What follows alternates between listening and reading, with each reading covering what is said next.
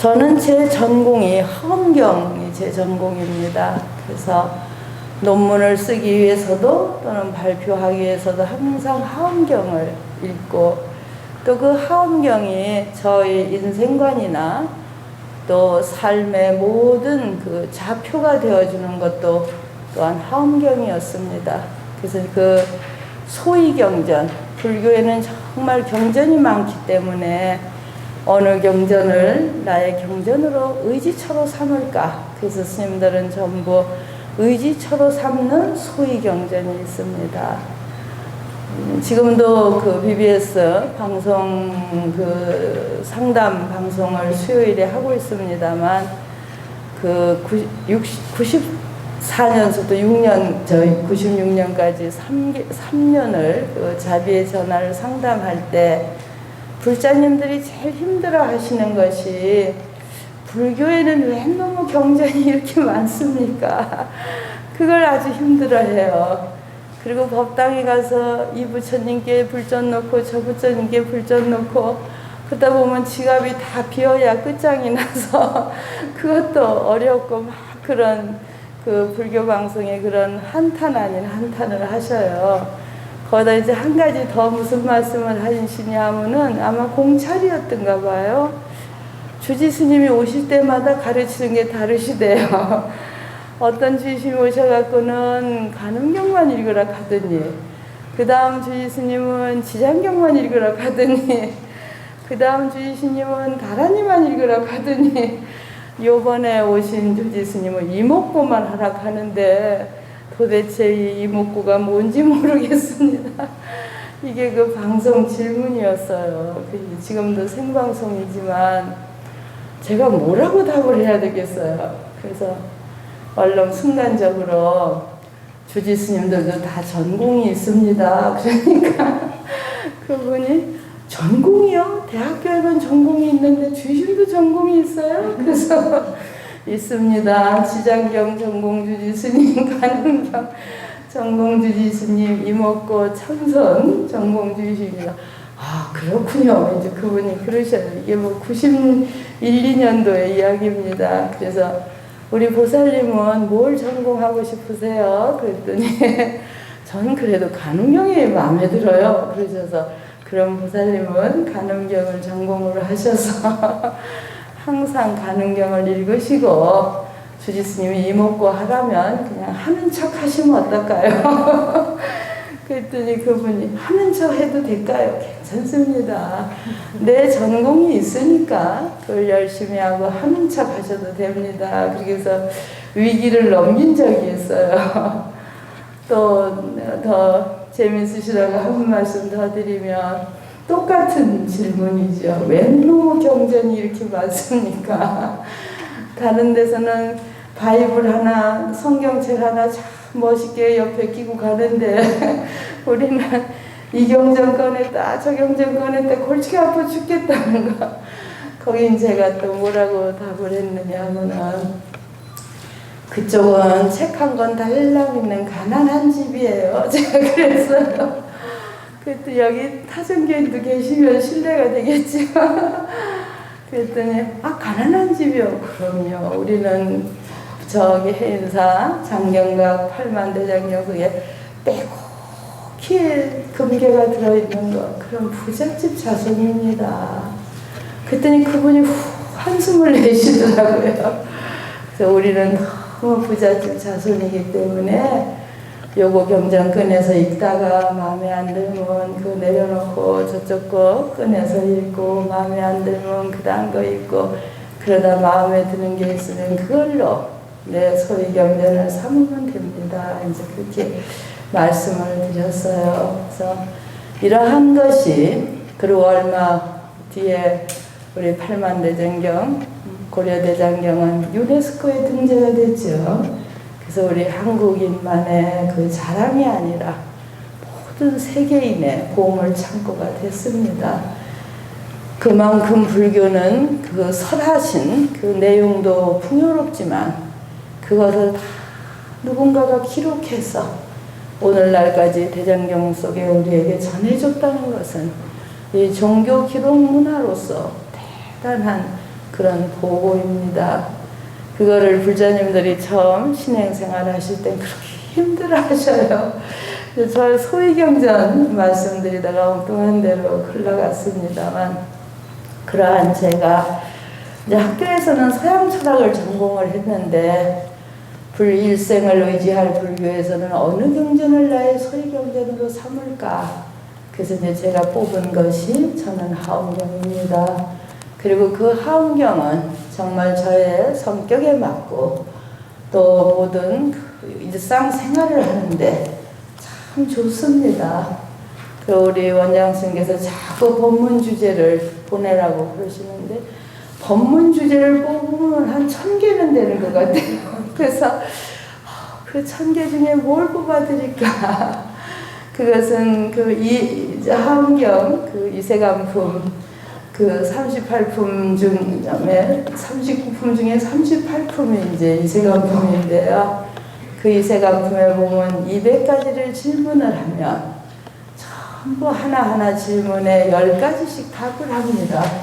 그래서 2000행문이 펼쳐져요. 오늘은 이제 정행품을 제가 가지고 왔습니다만, 그러면 그 이세간품만 해도 우리가 주제로 삼아서 몸소 실천할 것이 2000가지예요. 그래서 이 하엄경은 바로 우리의 삶을 24시간을 살아가면서 수없는 일이 벌어지는 우리 모두의 일상 그대로를 기록한 것이 하엄경이다, 그런 말씀을 드리고 싶거든요. 그래서 제가 고민하고 다니다가 하엄의 일상생활 그냥 제가 잡았어요.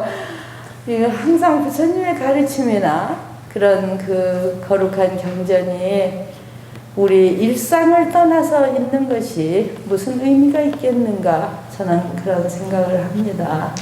그래서 항상 우리 일상 속에, 삶 속에 부처님의 가르침, 특히 초기 경전이 그렇고 대승경전이 모두가 우리 일상을 바로잡기 위한, 그리고 그 일상 속에서 부처님의 거룩한 그 마음과 행적이 우리들의 일상을 통해서 꼭 피워야 된다는 것이 저의 신념입니다. 그래서 하엄경에는 많은 그런 가르침이 있는데, 거기서 오늘 정행품을 가지고 왔어요. 그런데 이렇게 자료까지 다 복사를 해주시고, 뭐 더 이상 제가 불만을 가질 게 아무것도 없습니다. 자료를 복사해 주셔서 굉장히 오늘 말씀드리기 아주 편한데요. 이 정행품은 보시는 대로 청정할 정자, 깨끗한, 제가 굉장히 좋아하는 품 중에 하엄경 39품 뭐 좋지 않은 게 없지만 그 중에서도 우리 사부대중, 오늘은 육부대중이 모였다고 또 원장스님이 자랑을 하시네요. 육부대중은 우리 비구스님 어디 계신가요? 네, 비구스님도 계시고 비구스님 스님도 계시고 삼위 스님도 계시고 삼위 스님도 계시고, 그래서 비구니 삼위 삼위니, 거기다 우리 거사님 선생님들 계시니까 우바색, 우리 보살님 여성분은 우바이, 그래서 육부대중이 모이셨어요. 그래서 정말 자랑할 만합니다. 이 정각원 이 거룩한 전당에 육부대중이 모여서 오늘 부처님 말씀을 이렇게 이야기하고 있는데, 그 거기 모인 모두가 참 청정하고 맑다. 여러분, 오늘 날씨처럼 참 맑다.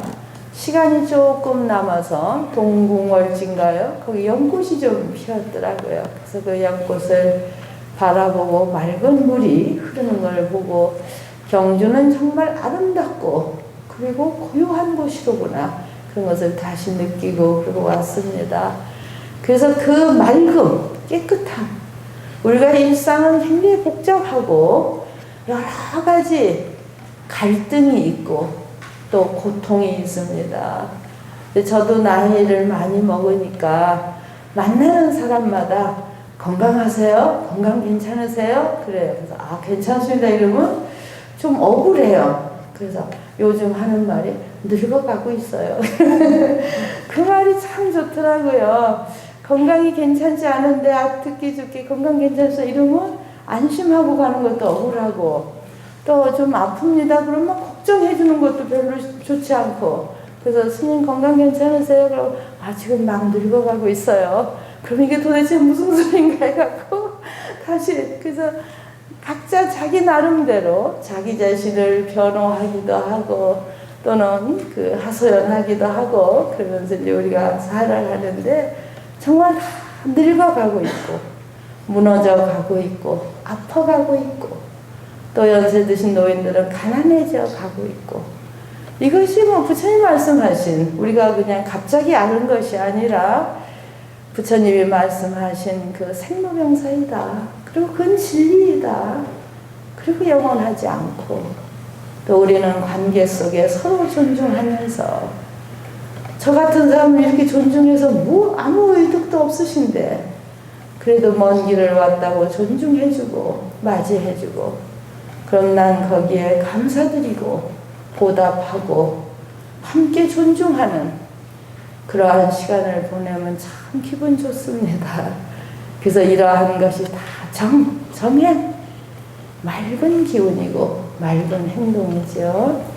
그래서 이 정행품을 제가 참 좋아하는 품인데 거기에 첫 이 페이지에 보면은 지수보살이 묻고 문수보살이 답을 하시는 그런 품입니다.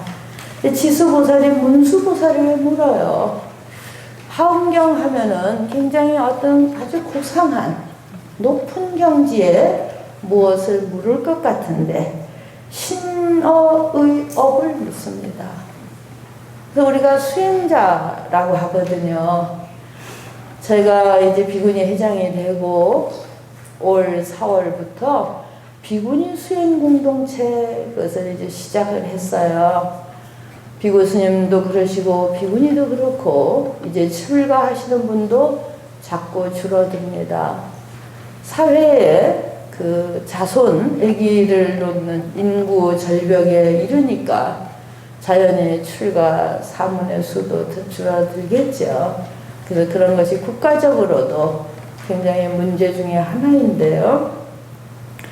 그래서 자꾸 이렇게 우리 숫자가 줄어가는 이때에 진정한 숫자에 연연하는 것보다도 그 작은 숫자 중에 참다운 이 출가 사무는 어떤 모습으로 있어야 될까?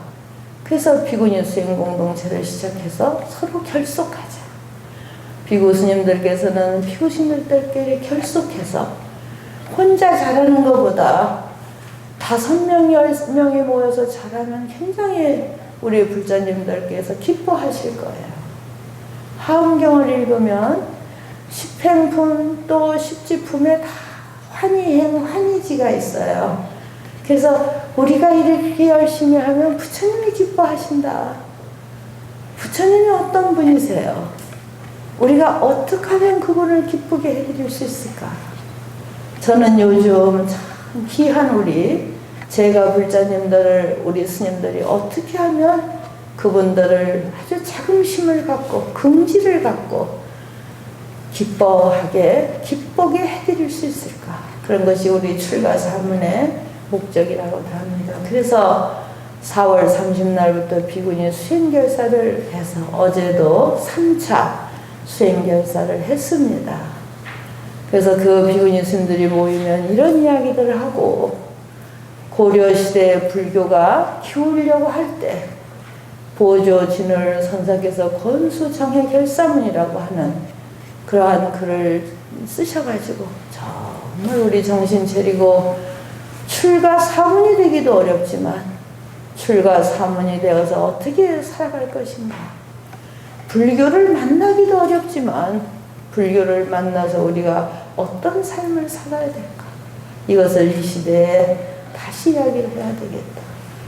경주에 내려와 보니 경주 보리빵 이런 간판은 많은데 동궁월지 보더라도 그 앞에 가게들이 다 문을 닫았더라고요. 임대를 써놓고 이게 지금 보통 일이 아니로구나. 가게 하나를 지켜서 가족을 먹여 살리는데 그 가게가 문을 닫았다면 그 가족은 생계가 없어진 거예요. 그래서 이 시대에 우리가 정말 이 삶이 참 고민스럽구나 이런 생각을 오늘 또 했습니다. 그때 지수보살이 지혜 제일이신 문수보살께 이러한 이때 저희는 수행결사를 시작했고 어제 법륜 스님을 모셔서 말씀을 들으니까 종교인은 넘쳐나는데 진정한 수행자는 없지 않느냐 그래서 종교인은 자기 지위를 누릴 수도 있고 또 종교의 권위를 세울 수도 있고 자기의 생각이 옳다고 하고 편견과 독선을 가질 수도 있지만 진정한 수행자는 항상 겸손해야 되고 자기를 잘 다스려서 모든 상대방을 존중하고 모두가 기쁜 마음으로 서로 존중하는 그러한 가르침을 낼 수 있는 것, 그리고 부처님처럼 서가모니 부처님께서 45년간을 하루에 한 때를 걸식으로 생활하시면서 저는 중앙승가대학교에 있을 때 우리 스님들께 우리는 걸식의 후예다. 이 도대체 걸식이라는 게 무엇이냐? 하루를 살을 내 생명을 살릴 음식조차도 소유하거나 축적해두지 말아라. 너무나 그래서 생명을 담보한 것이 진정한 불교인의 수행 생활이다. 저는 그런 말씀을 하면서 살았습니다. 그리고 오늘날 저 자신도 정말 쌓아놓은 것도 많고 가진 것도 많습니다. 그렇지만 우리가 걸식의 후예라고 하는 부처님의 그 소박한 삶, 하루에 한 때를 걸어 나가서 밥을 얻으면 그날을 배를 채우고 밥을 얻지 못하면 그날을 굶어야 했던 그러한 것이 우리 부처님의 삶의 모습이기 때문에 저희 스님들과 우리 불자님들은 그렇게 건박하게 이 삶을 살으면은 우리가 잘 이겨나갈 수 있다. 그런 관점에서 오늘 제가 정형품을 뽑아서 우리의 행위 하나하나를 일상생활 속에서 정말 부처님처럼 어떤 멀리 추상적으로 찾는 것이 아니라 우리의 신구의 삼업, 몸으로 하는 행동, 말로 하는 언어, 그리고 마음 씀씀이를 청정하고 맑게 행해야 되겠다. 그게 지수보살님이 문수보살에게 묻습니다. 어떻게 하면 내 몸으로 일체 모든 생명을 훼손하지 않고 내 말로 일체 모든 일을 기분 나쁘거나 마음 상하거나 잘못되게 하지 않고 어떻게 하면 내 마음으로 모든 공덕의 삶을 살아갈 수 있을까요? 그래서 질문을 합니다. 많은 질문을 해요. 요점은 지금 수행자라고 하는 말씀을 드렸는데 우리 제가 불자님들도 같이 수행 파트너예요. 옛날에는 신도, 믿는 부처님 불교를 믿고 스님을 존중하는 믿는 무리다 해서 신도라는 용어를 썼는데 요즘은 저희들은 출가사문이고 제가 불자님들은 제가 불자셔요. 집에 계시면서 우리 스님들과 함께 수행하시는 그런 분이다. 코로나로 이렇게 난타를 당하고 가게 문을 다 닫고 가진 것이 다 없는 이때 무엇을 의지해서 우리는 이 험난한 세상을 살아갈 수 있느냐. 다시 한번 부처님이 가르쳐 주신 내 몸과 입과 마음을 어떻게 해야 되는가. 그 수행으로서 이 삶을 살아갈 때 우리는 진정한 출가 사문이고 또 불제자들이 아니실까 이런 말씀을 감히 드립니다. 그래서 어떻게 하면 어떤 추상적이고 허공을 잡는 이야기가 아니라 어떻게 하면 우리 일상생활 속에서 참다운 삶을 살아갈 수 있을까요? 그렇게 질문을 하니까 거기 이제 한문으로도 제가 써드렸죠. 모든 보살이 선용기심하며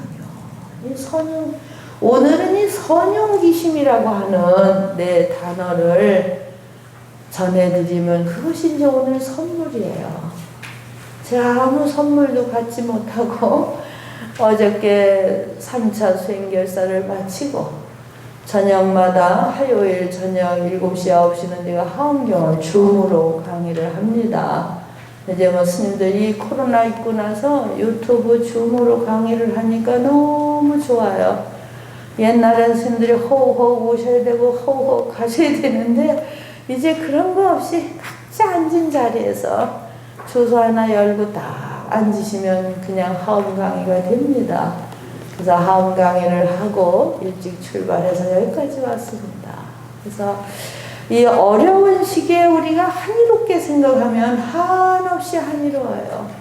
그래서 그것이 부처님이 가르쳐 주신 대로 그 어제 법륜심 말씀도 정말 덜 가지려고 우리가 노력할 때다 지금은. 그리고 하엄경에 그렇게 소욕지족이라는 단어가 많이 있어요. 욕심을 줄이고 만족할 줄 알 지족. 도솔천이 지족이라는 뜻이에요. 그래서 지족함, 도솔함 이제 그런 같은 뜻입니다.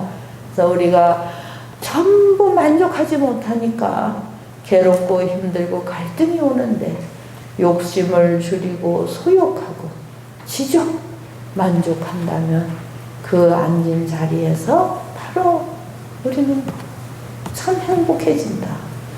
오늘 동궁월제가니가 그 연꽃이 몇 송이 안 폈어요. 다음 주 왔더라면 너무 좋았을 거예요.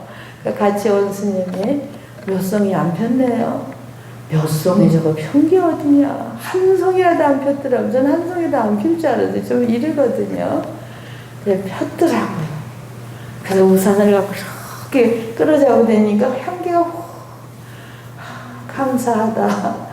경주까지 왔더니 월지에 꽃이 우리를 맞이해줍니다. 그래서 우리 여기 계신 분이 소욕지죠. 작은 거에 우리가 감사하고 만족하면 그게 하엄의 정신이에요. 하엄경에 아바탐사카라고 하는 원어를 쓰거든요. 그래서 그 아바탐사, 꽃으로 이름을 한 경전이 법화경은 푼다리카, 싹다라마 푼다리카, 푼다리카는 아주 고귀한 백년꽃. 오늘 월지에 백년이 많이 피어있어요. 이게 푼다리카 경전이고 제가 오늘 말씀드리는 하엄경은 아바탐사카 경전이에요. 그래서 법화경은 굉장히 고귀한 높은 수준의 백년 한 송이. 하엄경의 아바탐사카는 온갖 잡초꽃. 봄동산에 피어난 꽃이란 꽃은 다 꽃이라고 보는 것이 하엄경의 아바탐사카예요. 꽃은 꽃으로서 역할을 하면 꽃인 거예요. 풀꽃이든 무슨 꽃이든. 그게 아바탐사카 하엄경. 절대 평등의 경지죠. 중요한 건 뭐냐? 꽃으로서 행위하고 있느냐. 꽃은 아름답고 때로는 향기를 내는 거. 그럼 우리가 아름다우려면 신고의 삼업이 정확하지 않으면 아름답지 않은 거. 그래서 정말 이제 이 코로나 이후의 시대는 불자가 정말 불자다울 때 우리 출가 사무는 정말 수행자로서 거듭나면 얼마나 우리는 행복한 사람이겠나. 그래서 문수보살이 지수보살이 어떻게 하면 우리의 이 몸과 입과 마음을 제대로 써서 훼손하지 않는다는 것은 우리 다 훼손해요. 말도 아무렇게나 집어던지고 그냥 마음도 누가 안 본다고 그냥 아무렇게나 하고 그래서 다 기분 나쁘고 다 속상하고 그리고 우리가 사는 거예요. 그건 정행이 아니에요. 어떻게 하면 모두를 훼손시키지 않고 다 잘할 수 있을까요? 그러니까 문수보살이 선용기심하면 제가 하엄경을 거의 10년 읽고 이 선용기심을 발견을 했어요.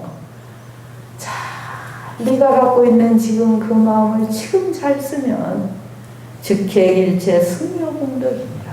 그 순간에 우리는 공덕을 잘 쌓아야 삶이 편안합니다. 그래서 복덕지혜를 갖춘 것이 양족존이에요. 지혜만 있으면 혼자 똑똑해서 혼자 멋있고 좋은데 남에게는 별로 도움이 안 돼요. 이것도 좀 어폐가 있겠죠? 부처님은 항상 지혜로운 사람과 가까이 하라 그러셨어요. 그래서 이 지혜는 복덕이라고 하는 건 자비입니다. 자비가 밑받침되었을 때 진정한 지혜가 참다운 지혜를 우리가 낼 수 있어요. 그래서 복덕과 지혜가 갖춰. 제가 지금 조금 전에 드린 말씀은 우리 어른 스님이 저희들을 가르칠 때 지혜만 있으면 지 혼자 똑똑하고 복덕이 있어야 남에게도 줄 것이 있다. 이런 말씀을 해서 문득 그 생각이 났습니다. 그래서 반드시 지혜와 복덕을 갖춰. 부처님은 우리가 양족적 두 가지를 다 충만하신, 충족하신 그러한 성자가 부처님이시다. 그래서 저희가 그 전에 어른들이 말씀하실 때 공자님께는 좀 죄송하지만 공장님 사당에 가면 거미줄밖에 없는데 저 설악산 꼭대기 봉정항에 가면 세상에 좋은 과일은 거기다 올라앉아 있다 그러셔요. 그런 말씀할 때 저는 그때 젊을 때 우리 불자님들 극성스럽기도 하시지. 그냥 가기도 어려운데 거기를 세상에 좋은 과일을 다 끓고 설악산 봉정항까지 갖다 놓으시는 거예요. 누가 갖다 놓으시겠어요? 또 우리 상원사 중대 그 정멸무공이 있는 데 가보면은 1000년이 넘게 딱 40마지를 금보자기에 싸서 40분을 치고 걸어 올라갑니다. 그래서 정멸무공이에요. 거기다가 갔다가 그 상원사 중대인가요? 중대에서 공양을 지어갖고 정멸무공까지 40분을 올려다 공양을 올려요. 우리 불자님들은 그렇게 지극한 사람들이 모여서 이 삶을 살아가는 거거든요. 그래서 매 순간을 진정한 의미를 우리가 알고 살아야 되겠죠. 그래서 문수보살이 그 마음 하나를 매 순간 선용기심하면 공덕이 되고 지혜로운 말씀을 하고 그리고 마음이 복덕이 부족한 그러한 선용기심을 하는 순간에 우리는 모든 공덕을 다 얻을 것이다. 뿐만 아니라 부처님이 가르친 저 모든 불법에 신모소에 마음에 걸림이 없을 것이다. 지혜롭고 자비로우면 우리는 불법을 그대로 알게 됩니다. 그러면 그 선용기심을 어떻게 할 것인가? 그것이 여기 표로 정리해드린 140가지, 실질적으로 보면 140가지가 되거든요. 그래서 그 140가지를 부처님이 설해주고 계십니다. 그래서 오늘 시간이 그 한정이 있어서 다 말씀드리지 못하고 제가 꼭 우리가 수행하는데 필요한 거를 짚어드려야 되겠다. 그래서 이제 지금 짚어드리려고 하는데요. 3페이지를 보시면은요, 3페이지에 이 정행품과 범행품, 또 이 하엄경에는 범행품이 있습니다. 그래서 그 범행품에 보면은 그 범행품은 출가 사문의 수행, 청정 수행을 이제 기본으로 하고요. 이 정행품 140가지. 그러니까 이 140가지는 선용기심하는 방법이에요. 어떻게 이 마음을 쓸까? 어떻게 써야 이 마음을 잘 쓰는 것일까? 그래서 140가지인데 여기는 하엄경 60권본, 80권본이 있어서 이렇게 대조표를 제가 하엄교학 강문이라고 하는 책을 썼는데 그 책에 정리를 해드린 부분을 복사해왔습니다. 그래서 보살제가 하면은 대승불교는 보살이라고 하는 단어가 굉장히 중요합니다. 보디사트바, 마하사트바 그러거든요. 그러면 한국 불교는 너무나 독특해서 여성 불자만 보살이라고 그래요. 그리고 이제 스님들도 여성 불자를 많이 뵈니까 법문할 때도 보살님만 상대로 해서 법문을 하셔요. 우리 보살님 보살. 그러면 고사님들이 오셔갖고 도대체 우린 뭐야? 스님의 눈길 하나 안 돌려주고 우린 뭐야? 이렇게 이제 서운해 하셔요. 그래서 우리 스님들이 법문하실 때 그냥 보살님만 하시면 절대 안 돼요. 거사님도 꼭 이름을 호칭을 해드리고, 근데 오늘 드리고자 하는 것은 경전에서는 보살이 여성만을 그 칭호하는 말이 아니다. 그래서 문수보살, 간세음보살, 보현보살, 그래서 이 보살은 무엇이냐? 서원의 마음을 일으킨 분, 그분은 보살이라고 해요.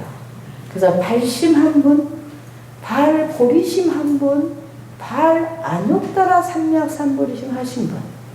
그냥 그대로 세속적인 가치로 살아가시는 보살이 아니세요. 근데 어느 순간 내가 부처님 법을 배워야 되겠다. 이 혼란한 시대에 부처님은 어떻게 살으라고 우리를 가르치셨어요. 이 마음을 탁 일으키면 그 순간부터 보살이신 거예요.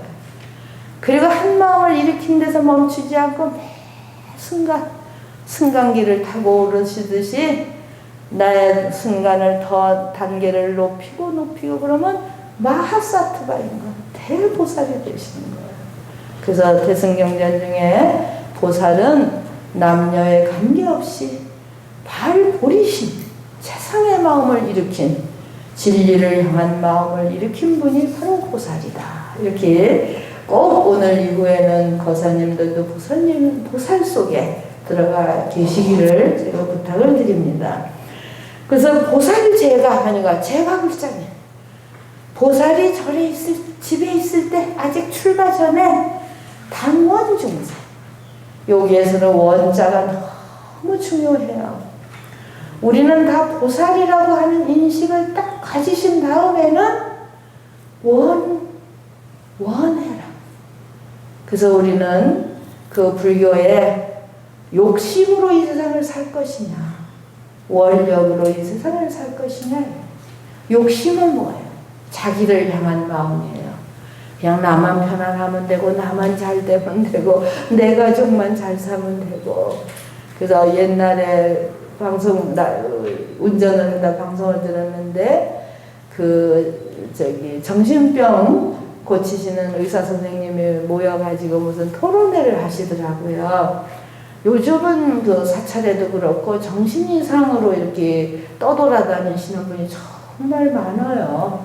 스님들도 또 그런 분들 우리가 다 뭐 정신건강까지 체크를 못하고 출가하시게 하니까 그런 문제가 굉장히 심각한데, 그 정신병 선생님들이 요즘은 정신병 환자가 많다.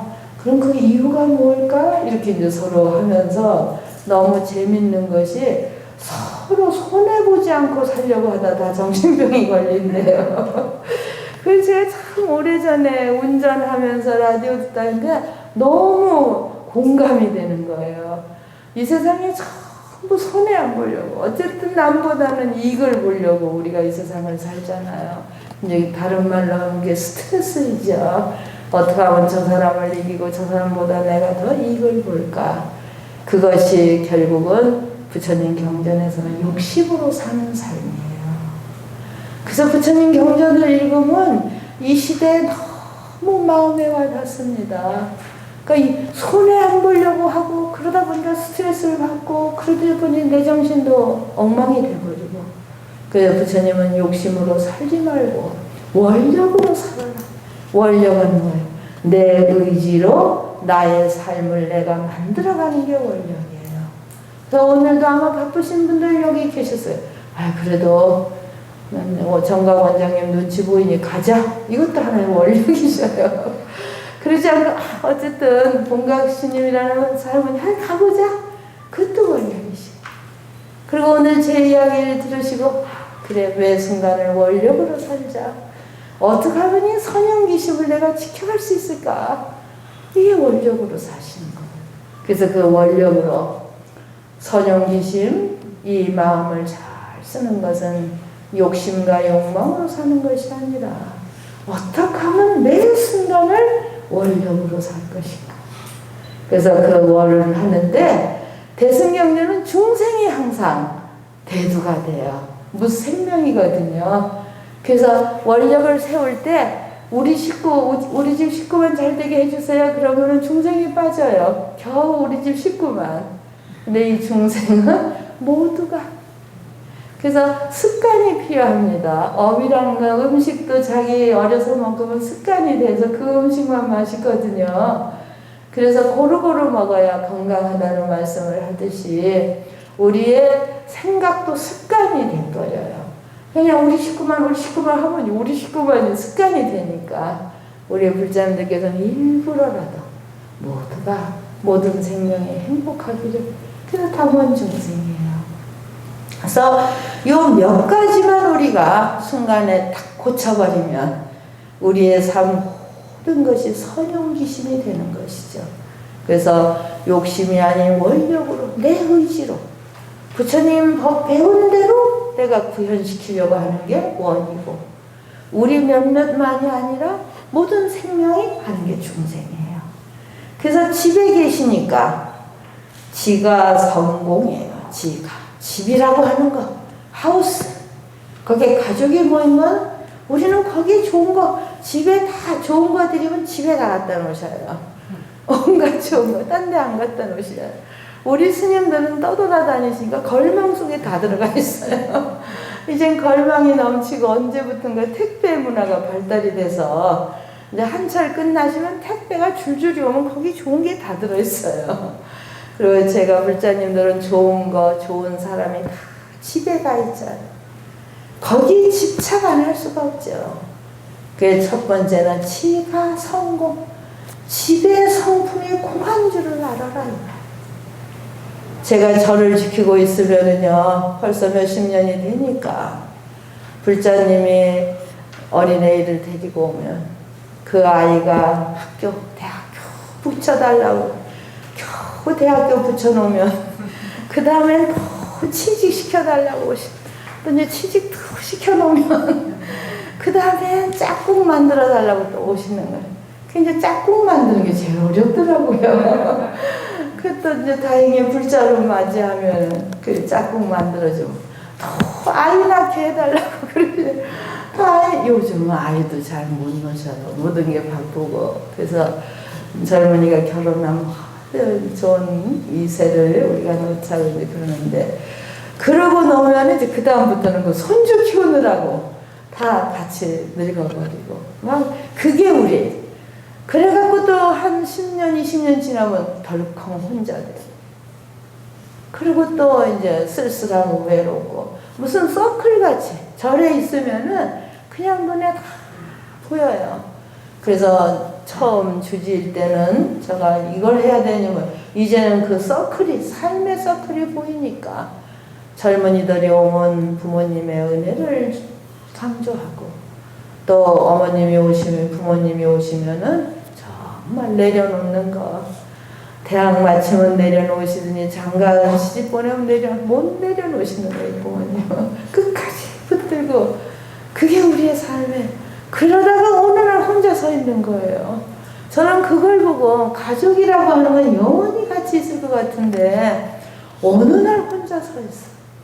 그래서 저는 항상 60이 지나가시면 혼자 서 있는 연습을 미리 하시라. 거기에 대한 인식을 정확히 하시라. 그래서 이 집이라는 것은 온갖 좋은 것과 모든 걸 다 채워놨지만 결국은 그거는 공한 자체이다. 이렇게 우리가 수행을 하면은요, 이 모든 핍박해오는 거, 이것도 내가 가져야 되고 저것도 가져야 되고, 뭐 며느리는 나한테 잘못하고 아들은 말도 안 하고 막 이런 모든 것이 이거 자체가 원래 공한 것이라고 알아차리면 며느리는 그 정도 하는 것이 고맙고, 아들은 자기 일 하는 것이 그대로 고맙고, 아이들은 커녕 일체가 다 고마운 것이 알 때 우리가 집의 성품이 공한 줄을 깨닫는 거예요. 나뿐이 아니라 내 주위에 모두가 그렇게 되도록 우리는 부처님 법을 설해야죠. 또 두 번째가 효사부모 당원중생. 그럼 집에 있으면 뭘 해야 되냐? 효사부모예요. 부모님을 공경하고 효도하고 섬기는 거. 근데 요즘은 서로 만나지도 못하면서 사시잖아요. 한 집에 살지도 않으셔요. 많이 생활이 변해졌지요. 그럴 때 당원중생해라. 선사불 호양일체. 부처님처럼 부모님. 부처님은 나를 섬기라 하지 않으셨고, 우리가 집에 있을 때는 부모님을 섬길 때 부처님처럼 섬겨라. 이런 거 배우시면 그대로 하시면 돼요. 저 아는 어떤 분이 의사로 계시는데 바쁘기도 하고 시부모님께 잘해드려도 시부모님이 좋아도 안 하신대요. 그래서 시부모님의 그 정을 느끼지 못해서 너무 혼자 속상해하고 고민하셔서 저한테 와서 그런 이야기가, 며느리로서 도리를 다하시면 됩니다. 시부모님으로부터 뭐를 사랑해 주기를 바라고 알아주기를 바라니까 그게 서운하고 그런데 도리, 며느리로서 지킬 도리. 그랬더니 그분이 굉장히 아주 터프한 분이 아 스님 도리만 다하면 됩니까? 그럼요. 도리를 다하는 것도 얼마나 중요하고 그다음부터 마음이 편안해졌대요. 부모님이 뭐라고 하시든 내 도리 챙겨드리고 살펴드리고 그리고 마음을 보내서 뭘 바라지 않으니까 정말 마음이 편안해졌습니다. 그런 말씀을 하셔요. 그러니까 우리가 도리도 다 못하고 이 세상을 살기 때문에 더 이상 그것을 뭐 감정으로 엉키지 말고 도리를 다하고 윗분은 그 도리를 감사해하고 그것이 바로 효사구모해서 모두를 부모님뿐이 아니라 모두를 부처님처럼 공경하면 우리가 그것이 정말 신명하다. 세 번째는 처자, 가족이죠. 가족이 모이면은 원친이 평등해라. 가족까지도 미운 사람, 고운 사람을 만들고 살아요. 이것도 또 웃어 죽겠어요. 어느 아들은 좋고 어느 아들은 막 며느리 믿고 딸은 어쩌고 그러고들 사시잖아요. 그러니까 원친 평등. 가까운 데서부터 우리는 평등을 구현하는 거. 그 이제 도리를 지켜가면은 그렇게 하실 수가 있어요. 그 굉장히 이런 이야기들이 여기 이제 쭉 설쳐져 있는데요. 다 자료를 갖고 계시니까 그것을 읽어보시면 될 거예요. 50분을 넘지 말라고 하셨는데 지금 벌써 시간이 왜 이렇게 시간이 금세 넘어갔죠? 근데 50분을 넘지 말라고 명령을 받았습니다. 그러면 42번에 가보실까요? 나머지는 제가 그 한글 그거를 같이 복사가 있으니까 하루에 한 개씩만 스님들께서는 스님들 해당되는 부분을 읽으시면 되고 우리 제가 불자님들께서는 본인한테 해당되는 걸 읽으시면 되는데 42번을 보면은 대소변은 다 보고 사시죠? 그래서 대소변을 볼 때도 우리가 몸에 배설물을 다 보내잖아요. 정말 이제는 수세식이 돼서 그냥 일순간에 없어져 버리잖아요. 그럴 때 그냥 우리의 배설물만 버리지 말고 탐진치 상독도 같이 버릴 수 없겠느냐. 한번 해보세요. 물 싹 내리면서 뭐 계속은 안 되더라도 오늘 이 순간 나는 탐진치 상독을 싹 버렸습니다. 그리고 몇 시간이라도 탐진치 상독 아시죠? 아주 도끼설인 거예요. 탐욕, 또 성내, 막 내 뜻대로 내 화나는 거, 그리고 끝없는 어리석어. 우리 정말 어리석게 살아요. 먹는 것도 어리석고, 말도 어리석게 하고, 말하면 하나하고 싸울 판이잖아요.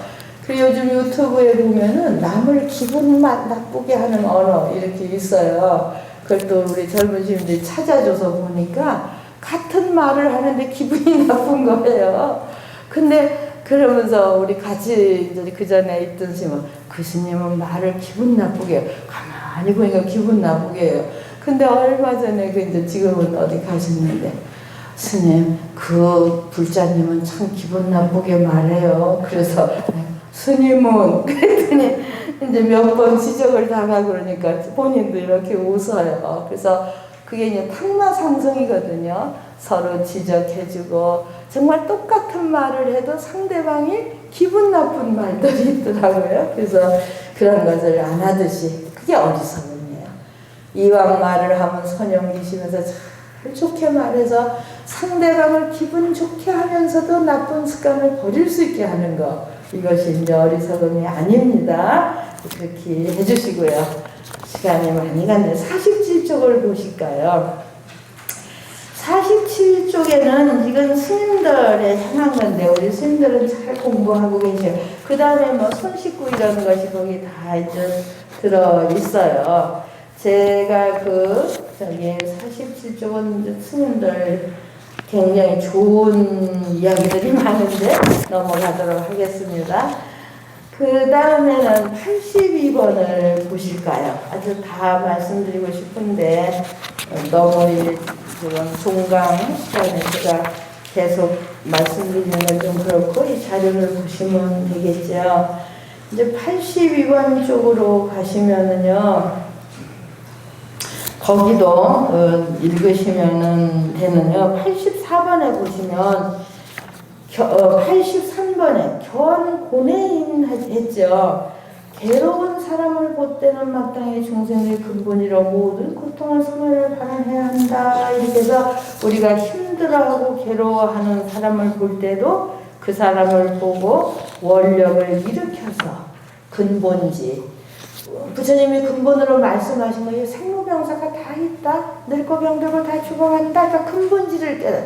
왜 나만 아파? 왜 나만 가난해? 이러면 끝이 없는 거예요. 그래서 아, 내가 지금 가난하구나. 내가 지금 아프구나. 이렇게 해서 지혜로서 그것을 승화시키는 마음을 가져서 견제, 중고, 이 아픔을 잘 승화시키는 그런 수행이 필요하겠죠.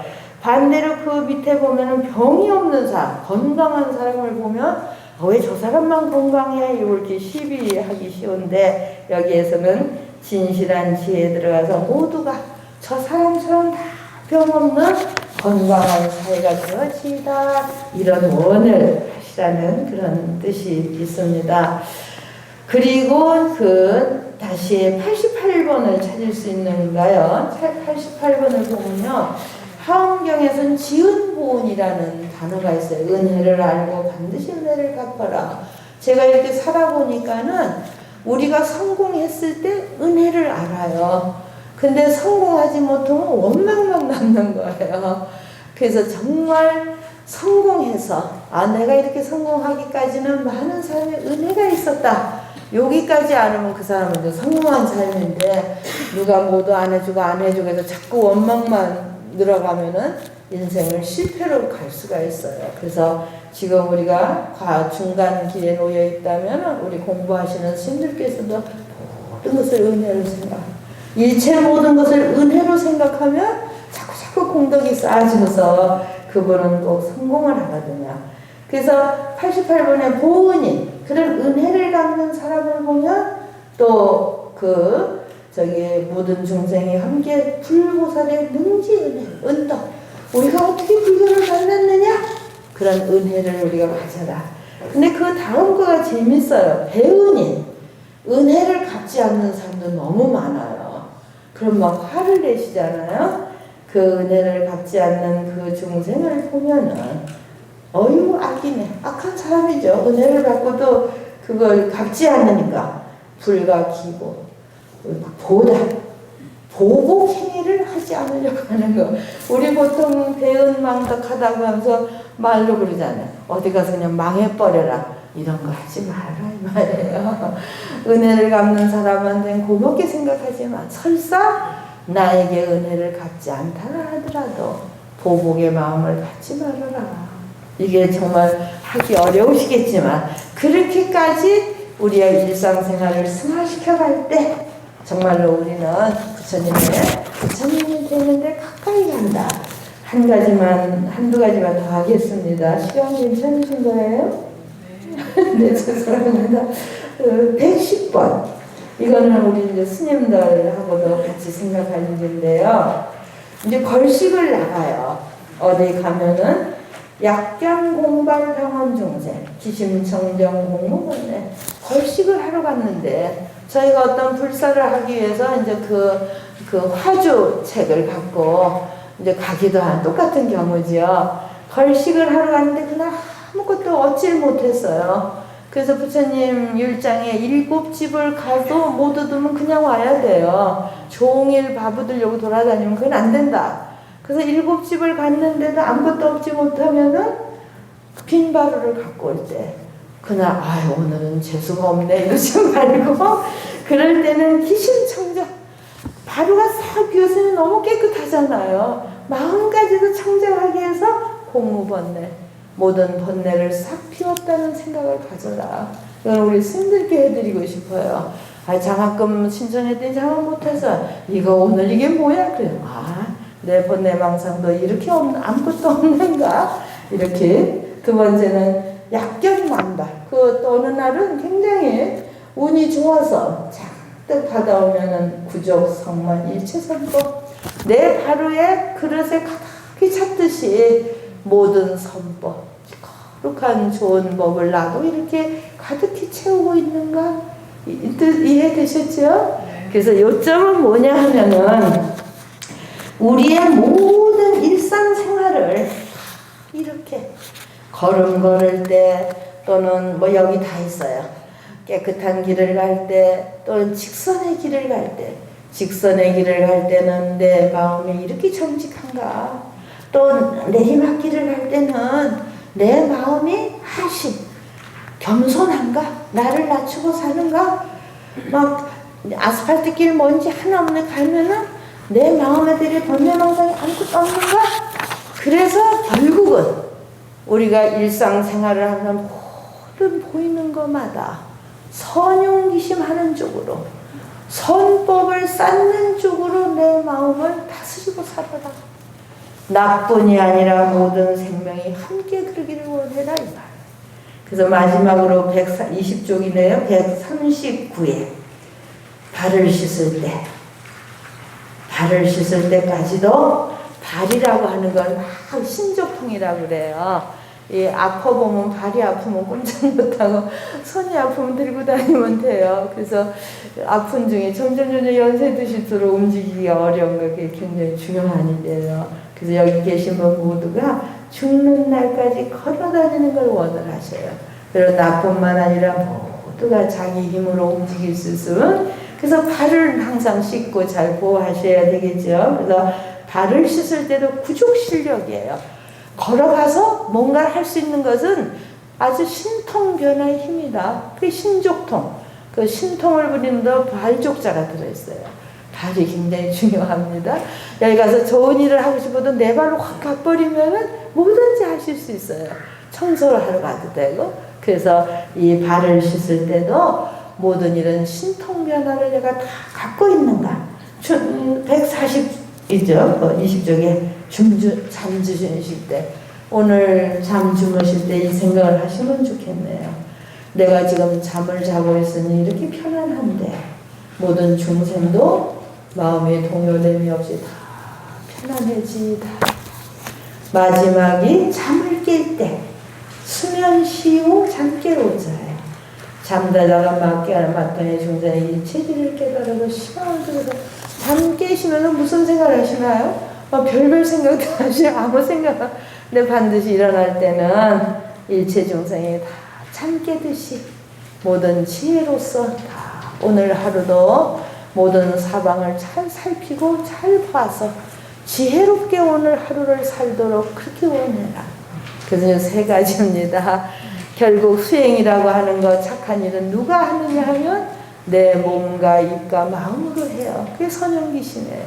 그 중에서도 이 마음이 힘이 중요하죠. 그래서 그 마음을 가지고 욕심으로서 어디 그냥 자충우돌하는 게 아니라 원력과 지혜로서 의도하는데 선한 부처님 가르침대로 잘 나가려고 하는 거. 그래서 내 24시간에 보는 모든 거, 여기 꽃을 볼 때는 그런 거 다 들어있어요. 또 물을 마실 때, 강물을 바라볼 때, 무엇을 보는 것마다 다 원력을 일으키는 거예요. 오늘 저는 이 정각원에 와서 이렇게 정중하게 저를 맞이해 주시는 이거를 보고 나도 모두를 다 존경하고 예배 공양하는 그런 원을 다시 세웁니다. 그래서 우리가 일상은 굉장히 빡빡하지만 우리의 마음은 항상 풍요롭고 원력의 에너지로 모두를 행복하게 할 수 있는, 오늘 행복하셨나 모르겠습니다. 저는 참 행복했습니다. 성불하십시오. 네, 모두 자리에